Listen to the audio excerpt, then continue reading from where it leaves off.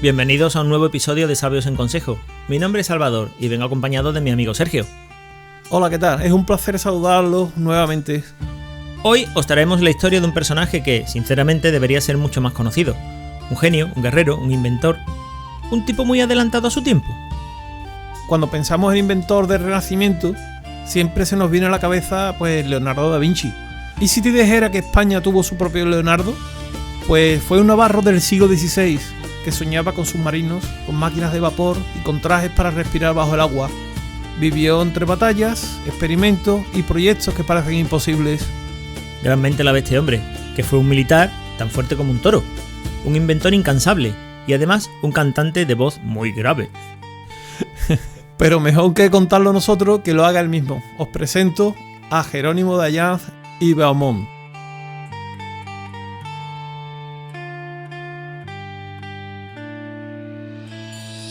Fui leal, vasallo y servidor de mis señores, los reyes don Felipe II y don Felipe III. Encomendé mi vida a las manos de Dios nuestro Señor en los campos de batalla del gran imperio español. Por merced divina, alcancé a librar de la muerte a mi señor, el rey don Felipe II. Casé 2 veces, y de mis legítimos matrimonios tuve 4 hijos, los cuales quiso el Altísimo llevar consigo a temprana edad. Fui honrado con los títulos de regidor y gobernador, cargos que serví con diligencia y rectitud. Descubrí el arte de sacar agua de las más hondas minas, y puse a un hombre debajo del agua con un traje forjado por mi propia invención. Inventé maneras de tornar el agua salada en dulce, artificios para sacar el agua de las sentinas de los navíos y medios para determinar la longitud de un bajel en alta mar, entre otros muchos, más de 50 ingenios de mi invención.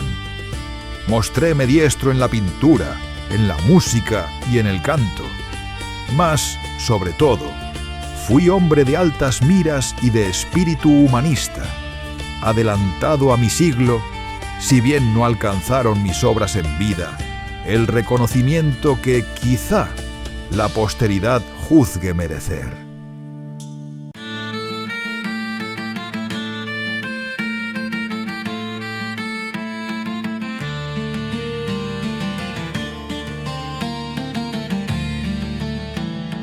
Bienvenidos al Consejo de Sabios, un espacio para conocer, un lugar para saber sobre aquellos que dieron forma a nuestra historia con H mayúscula. Queremos que te unas a nosotros durante el breve tiempo que duran nuestros programas. Únete al debate, al conocimiento y al saber. Únete al consejo. Saludos y larga vida.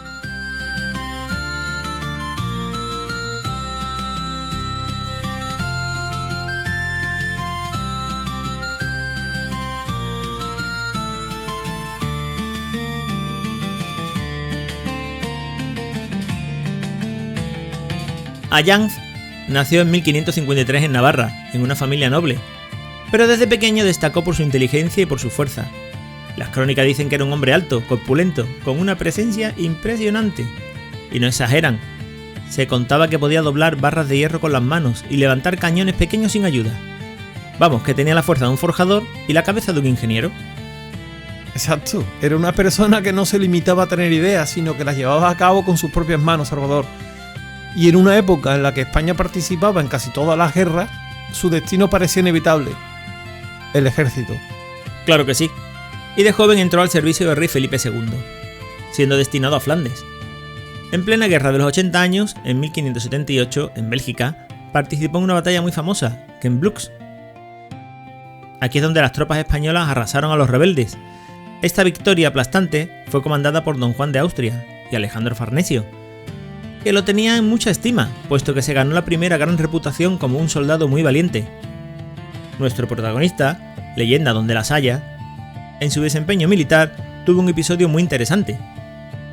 Veréis, en 1575, durante el asalto a la ciudad de Zierikzee, en Holanda, con tropas españolas al mando de Cristóbal de Mondragón, se procedió al sitio de la ciudad, y en el transcurso del asalto de la misma fue herido, gravemente herido, y una bala de arcabuz le alcanzó el pecho cuando estaba realizando una zapa, que era una cosa parecida a una mina. Aun a pesar de todo siguió luchando, enfrentándose solo a varios enemigos, y logró derrotarlos antes de caer desmayado. Salvador, esto lo hace un guionista americano y hace un peliculón. Totalmente, Sergio. Poco antes de su cita en las Islas Terceiras, Jerónimo tuvo una nueva oportunidad de mostrar su valía como soldado al servicio de Felipe II, ya que durante su estancia en Lisboa logró frustrar los planes de un espía francés que se había infiltrado en la corte con la intención de atentar contra la vida de Felipe II. Y eso que por aquel entonces España y Francia no estaban oficialmente en guerra. Pero las tensiones eran constantes. El inmenso imperio de Felipe II despertaba envidia, y sobre todo mucho recelo en toda Europa, lo que preocupaba sobremanera a Francia, que vigilaba con preocupación la creciente influencia de la monarquía hispánica. Gracias a la intervención de Jerónimo, que fue decisiva, su rapidez y su astucia, el complot fue descubierto a tiempo y el rey pudo salvar su vida.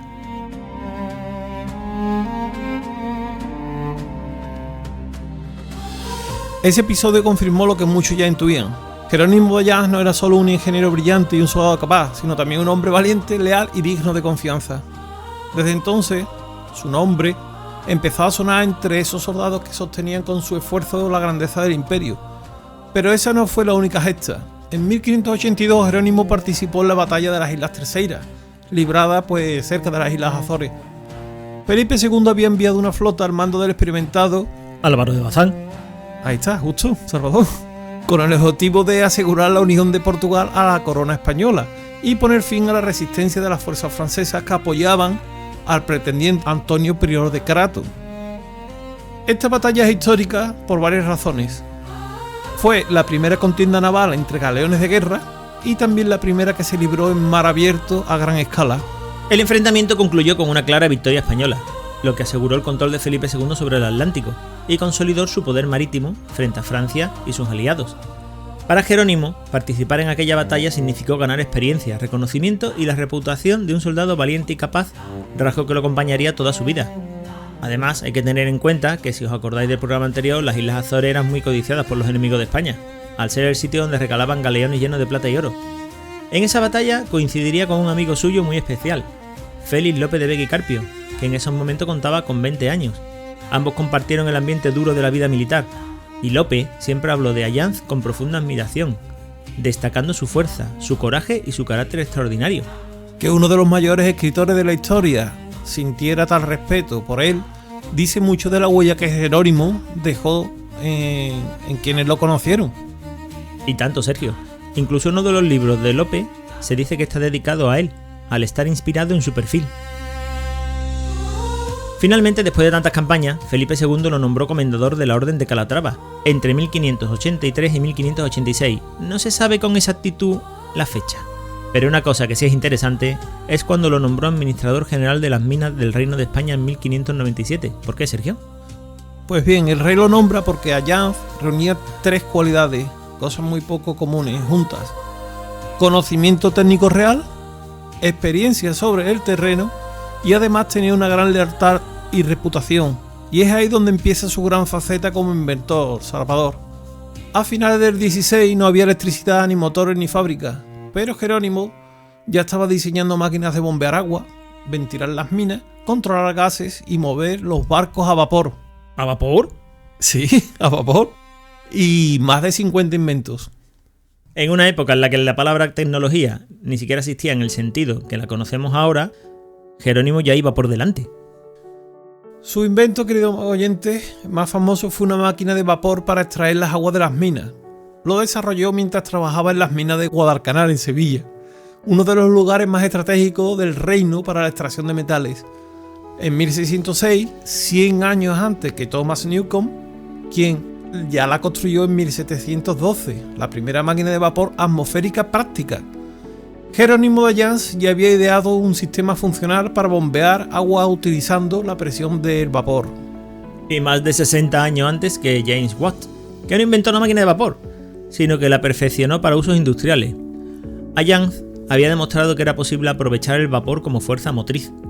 Su máquina no solo resolvía un problema práctico y urgente, el drenaje de las minas, sino que adelantaba conceptos que siglos después revolucionarían la industria en todo el mundo. O sea, se puede decir que Jan fue el verdadero precursor de la máquina de vapor, ¿verdad, Salvador? Exactamente.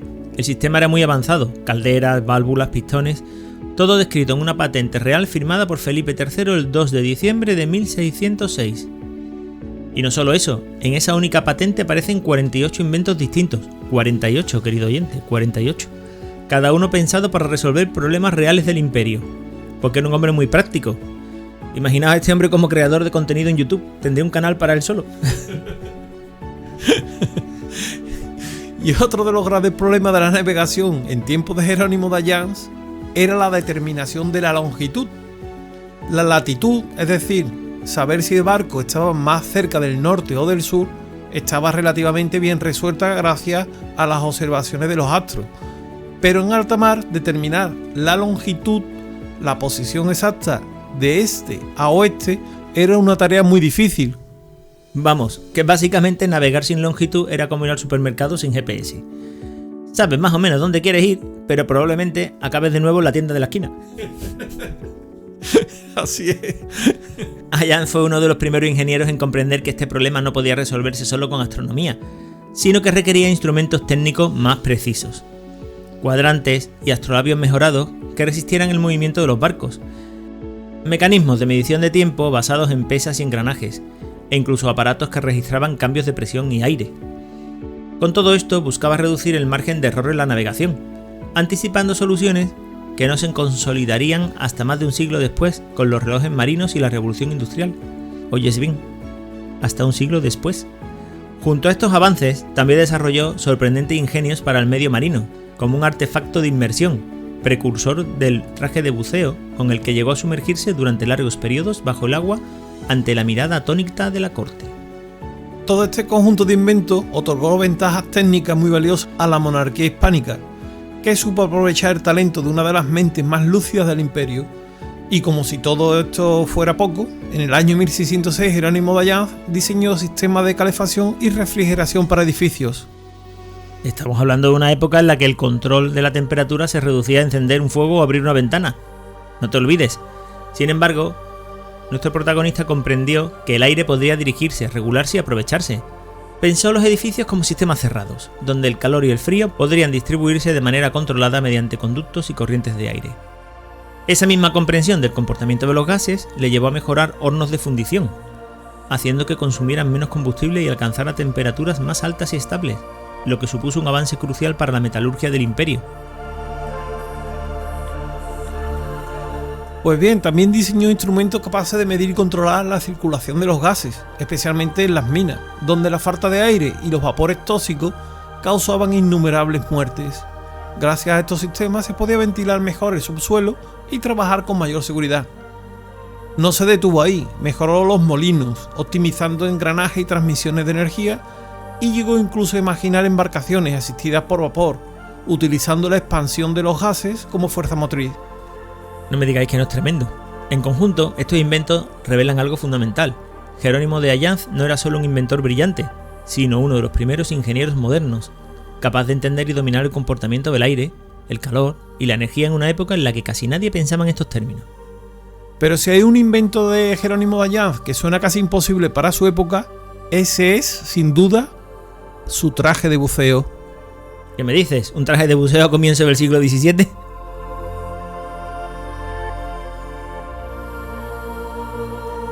Pues sí, en una época en la que el ser humano apenas se atrevía a sumergir la cabeza bajo el agua, El Salvador, Ayans diseñó un sistema que permitía permanecer largos periodos bajo el río, respirando con normalidad. En 1602 Jerónimo de Ayans realizó una demostración pública frente al rey Felipe III en el río Pisuerga, en Valladolid. No fue una simple prueba privada, fue un espectáculo curiosamente preparado para mostrar el funcionamiento real del invento. El traje estaba formado por una estructura hermética combinando cuero y piezas metálicas y se alimentaba de aire desde la superficie mediante unos tubos. Ayans podía regular el flujo de aire e incluso controlar la temperatura en el interior del traje. Y según dejó escrito en su propio diario de trabajo, permaneció bajo el agua durante más de una hora, saliendo a la superficie únicamente cuando uno de los acompañantes decidió interrumpir la prueba, preocupado por su seguridad. Sí, porque aparentemente alguien tenía que recordarle que los humanos no nacimos para respirar bajo el agua, Salvador. El público de todas formas quedó asombrado. Por primera vez un ser humano no solo se sumergía, sino que dominaba el medio subacuático gracias a la ingeniería. Básicamente, Ayance estaba haciendo lo que hoy llamaríamos buceo extremo, antes de que existieran los trajes de neopreno. Pues sí, aquel artefacto no era un simple experimento curioso, era el antecedente directo de los trajes de buceo modernos. Y una demostración más de hasta qué punto Jerónimo estaba adelantado a su tiempo. El propio Ayance nos lo describe en su propio diario de trabajo.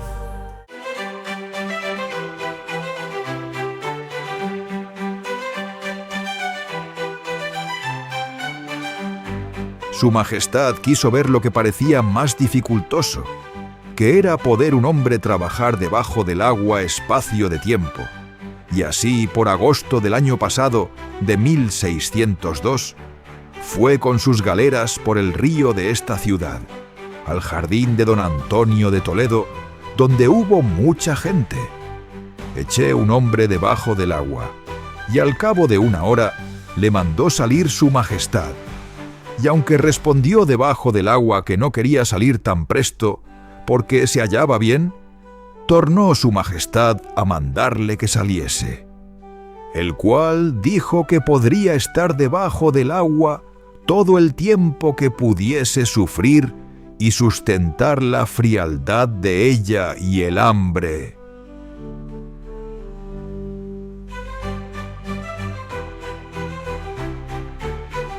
Los testigos contaban que el público se quedó de piedra ante lo que estaban viendo. El aire para respirar le llegaba por unos tubos desde la superficie y además podía regular la temperatura dentro del traje.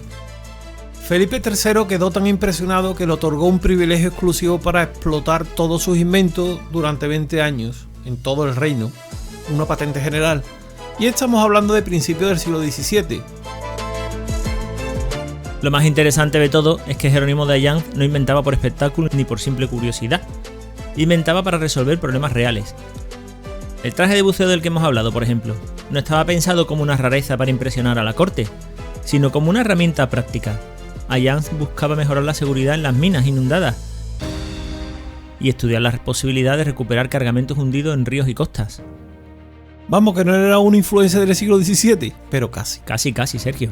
Seguramente tendría su propio programa en YouTube e incluso su perfil en Instagram. Esto era especialmente importante en una época en la que las tormentas, los naufragios y los accidentes marítimos provocaban la pérdida constante de mercancías valiosísimas, metales, armas, provisiones y en muchos casos tesoros enteros destinados al comercio o a la corona. Pero hay un detalle que impresiona aún más. Jerónimo no se limitaba a diseñar sus inventos sobre el papel, los construía, los ajustaba y los probaba personalmente. Los cronistas de la época cuentan que él mismo cargaba, ensamblaba y movía las pesadas piezas de hierro y de madera de sus máquinas. Al tener esa fuerza física notable y también una paciencia infinita, podía repetir las pruebas una y otra vez corrigiendo errores, perfeccionando cada mecanismo. Ayance no era un inventor de gabinete, se metía en el agua, en el barro y en las minas para probar sus ideas. Probablemente olía metal y humedad todo el día, pero funcionaba.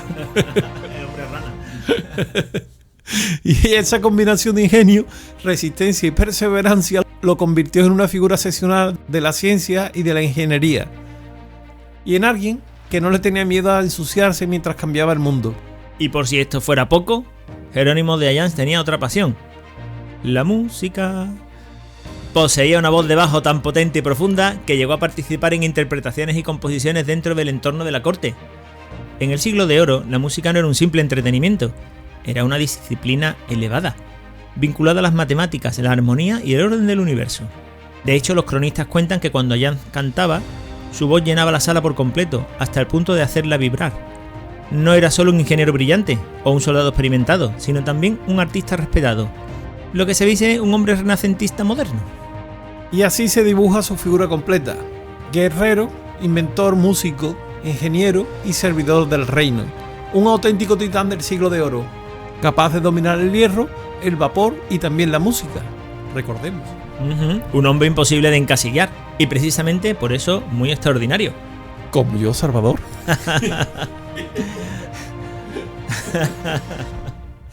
Y a pesar de todo eso, Ayans fallece en Madrid en 1613, a los 60 años, después de una enfermedad sin haber recibido el reconocimiento que merecía. Inicialmente fue enterrado en el convento de San Antonio y más tarde sus restos se trasladaron a la Capilla del Socorro, en el altar mayor de la Catedral de Murcia. Sus inventos quedaron guardados en los archivos del Consejo de Castilla, y con el paso de los siglos su nombre se perdió entre los papeles polvorientos, hasta que en el siglo XX un ingeniero historiador llamado José Antonio García Diego redescubrió las patentes y se dio cuenta de algo increíble: que aquel navarro del siglo XVI había descrito con precisión técnica la primera máquina de vapor funcional de la historia, Salvador.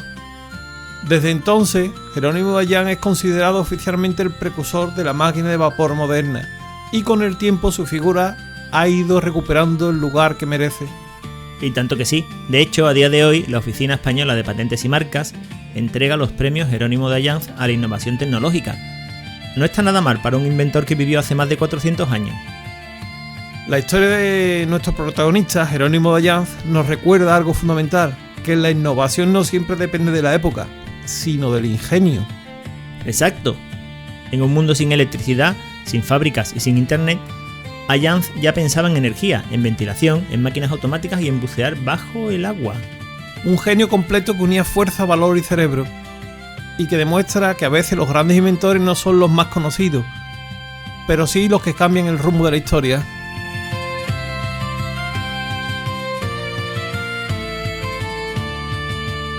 Y hasta aquí la historia de Jerónimo de Ayans, un personaje absolutamente fascinante, adelantado a su tiempo y, como hemos visto hoy, injustamente olvidado durante siglos. Soldado, ingeniero, inventor, músico, un auténtico titán del siglo de oro. De esos personajes que te hacen preguntarte cómo es posible que no aparezcan más en los libros de historia. Pues la verdad es que sí, porque esta historia traería a la gente a la historia de verdad. De todas formas, si te ha gustado este episodio y quieres que sigamos trayendo historias como esta, de personajes brillantes y pocos conocidos, dale a me gusta, compártelo, suscríbete al podcast. De verdad que nos ayuda mucho para poder seguir creciendo y que Sabios en Consejo llegue a más gente. También puedes dejarnos un comentario con tu opinión o sugerirnos de qué personaje, inventor o episodio histórico te gustaría que hablásemos en el futuro. Nos encanta leer y preparar los programas a partir de vuestras ideas. Pues claro que sí. Gracias por escucharnos una vez más. Nos escuchamos en el próximo episodio. Hasta pronto, exploradores de la historia.